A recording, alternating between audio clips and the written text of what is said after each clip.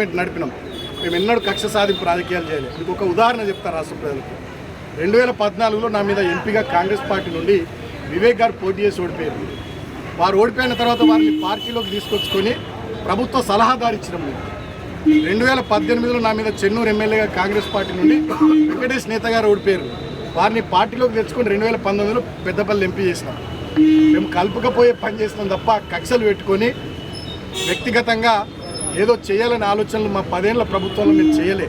మేము రాజకీయపరమైనటువంటి ప్రత్యర్థులుగా చూసినాం తప్ప ఇతర పార్టీల వాళ్ళని కానీ వ్యక్తిగతంగా శత్రుత్వాలు పెట్టుకోలే, శత్రువుల లెక్క చూడలేదు. కానీ వాళ్ళ కాంగ్రెస్ పార్టీ అధికారంలోకి వచ్చిన ఈ 2 సంవత్సరాల పైచిలుకు పాలనలో అందరినీ శత్రువులుగా చూస్తూ ఉంది.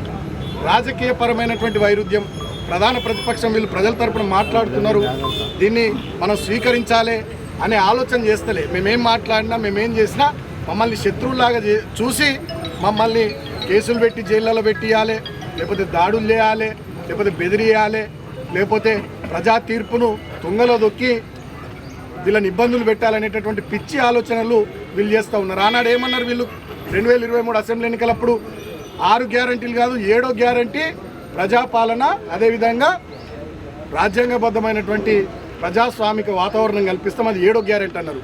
6 గ్యారంటీలకు దిక్కు లేదు, 7వ గ్యారంటీకి దిక్కు లేదు.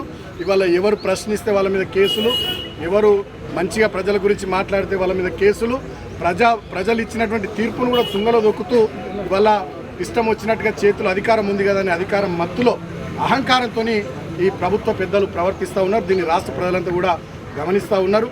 నేను ప్రజలకు కూడా విజ్ఞప్తి చేస్తూ ఉన్నా, ఇటువంటి కాంగ్రెస్ పార్టీ మీద డెఫినెట్గా పోరాటాలకు సిద్ధమైదాం. మన హక్కుల కోసం మనకు వాళ్ళు ఇచ్చిన మాటలు 420 హామీలు కానీ, డిక్లరేషన్స్ కానీ, 6 గ్యారంటీలు కానీ, వాటి విషయంలో డెఫినెట్గా పోరాటం చేద్దాం. ప్రధాన ప్రతిపక్షంగా బీఆర్ఎస్ పార్టీ తెలంగాణ ప్రజల వెంట ఉంటుంది. నేను ఒకటే మాట ముఖ్యమంత్రి రేవంత్ రెడ్డి గారిని, మంత్రి వివేక్ గారిని కోరుతూ ఉన్నా. ఇక నన్ను జైల్లో పెట్టిరు 16 రోజులు, మీ కడుపు మంట చల్లారింది అనుకుంటున్నా.